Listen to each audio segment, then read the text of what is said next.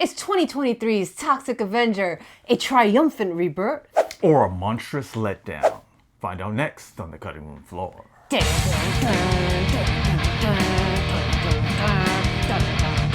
What's up, Misters and Metalheads, and welcome to another episode of the cutting room floor. We are from the band Cut Like This. I am Thorn Black. I'm Roseblood. And today we are talking about the Toxic Avenger, starring Peter Dinklage, Kevin Bacon, and Frodo himself, Elijah Wood. What? Can you believe the cast that this they is pretty got crazy for this crazy remake of a movie? But first, don't forget, like, subscribe, follow, music all over the place. Music videos right here, some of them edited by yours truly. Oh, thank you very much. Rose, why don't we get into this one, currently streaming on Hulu/Disney Plus. Well, if you're familiar with the Toxic Avenger, like I am, and like he is, you'd know that the story originally starred a janitor in a gym who is kind of a loser, and he's like a, just a wimp, and he ends up becoming transformed by toxic goo into the amazing Toxic Avenger. What we have in this film, which is a reimagining of the Toxic Avenger. His name is not the same as the original Toxic. The original Toxic Avenger's name is Melvin. And in this, we are introduced to Winston. And he's played by the incredible Peter Dinklage. That's right. He drinks and he knows things. And he apparently knows how to wield a mop like nobody's business, okay? He is the stepfather of his stepson, Wade. They've just lost the mom of the family. They live in Saint Roma's village, which that's hilarious. The sign was really good. Like, they go driving into the town, and like the saint is like kind of etched out, so it just basically spells Tromaville. So it's the S in the saint is like so dirty. You can't see it as well. I love so the little gags and Easter eggs all throughout this movie. The freaking crazy signs that you see everywhere, what they title stuff, is hilarious to me. I want to do a disclaimer right now, because I do know quite a few folks who have been part of the Trauma family. I went to school with somebody, and trauma was like his everything. So I got exposed to trauma from a very young age. It holds a very dear place in my heart. Is it trash? Of course it is. It's beautiful trash. Disgusting, horrible, grotesque, and absurd, and wonderful trash, okay? I mean, go into this knowing that. Isn't that what the Toxic Avenger kind of is? Exactly. Exactly. Exactly. And there's a lot of heart and a lot of really fun things to enjoy. A lot of really ridiculous running gags. The director and writer, Macon Blair, he's known for the film Green Room, which also stars Elijah Wood, where he's a punk rocker. Remember that? He's also been in a ton of things. This has a cast and a director and writer that is way higher level than it should be for like anything that's associated with trauma, in my opinion. But in the best way possible. He understood the spirit of these kinds of films.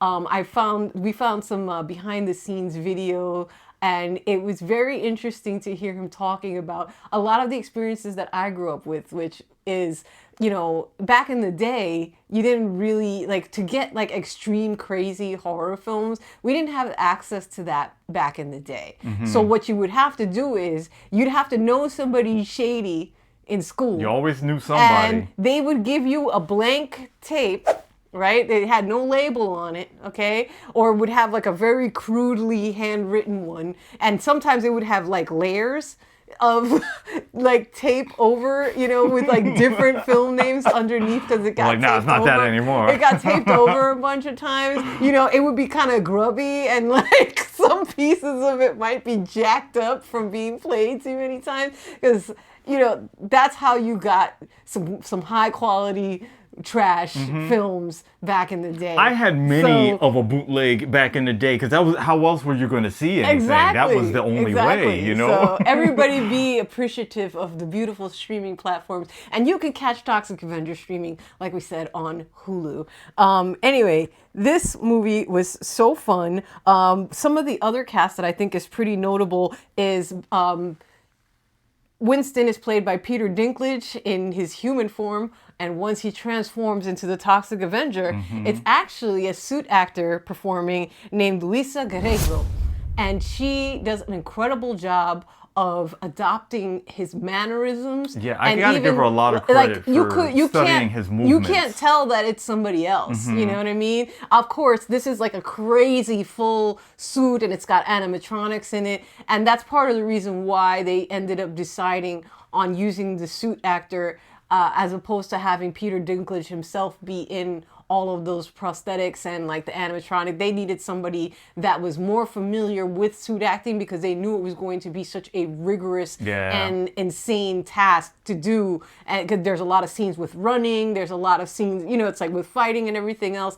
And that wasn't something that was, you know, he wouldn't be able to suitably perform that. But she actually had him, you know, he actually performed everything and recorded it so that she could then study all of his movements. And I gotta give her credit. She did an amazing job. She really did. It's a seamless transformation. I love her process and hearing about her process because we checked out a whole interview with her. I didn't even know who was the suit actor or if it was Peter Dinklage or not. And just watching the movie beforehand, you can't really tell. And then when you see the interview after, it's like, that's why I can't tell. Yeah. Because he did it, and she's such a good study of just acting and body movement and mannerisms that she was able to mimic what he was doing. And then when she would have to do something that was maybe off the cuff, she was really thinking, what are the movements that Peter Dinklage is doing in this movie? Let me only pull from that pool of movements, the way he runs or the way he'll do certain things.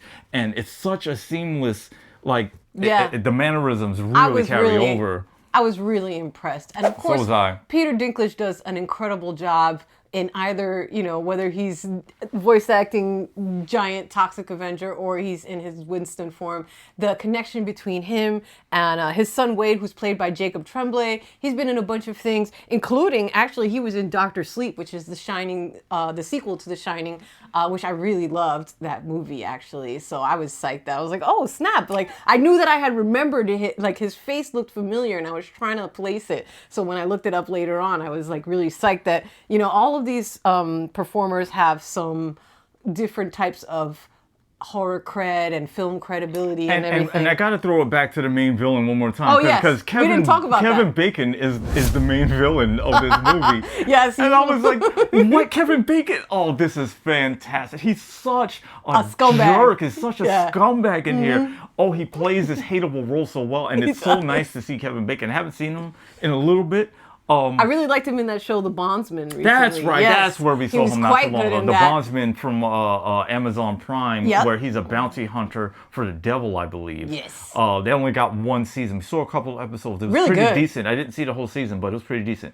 Anyway, Kevin Bacon as a bad guy. I just love it. I love it. Yeah, and Elijah Wood, in case you didn't realize, is he plays Fritz Garbinger, his younger brother, and he is constantly shitting on his brother. Like, he is just forever just treating him so poorly. He kind of looks like a cross between Danny DeVito's Penguin combined with Riff Raff from Rocky Horror Picture Show. That'll give you an idea of what Elijah Wood's character looks like. I totally feel the Danny DeVito Penguin in this character. Totally. Seriously. So you'll see. You'll see. I love when, he's very gross. Honestly, also, I love that Elijah Wood plays these weird characters so often. You could tell that he's having a great time. It. I'm telling you, if I was an actor, I'd be like, give me the crazy zany roles. Those are the roles that I want. And besides being his brother's henchman and spittoon, practically, he's also the manager of the Killer Nuts, who are a monster core band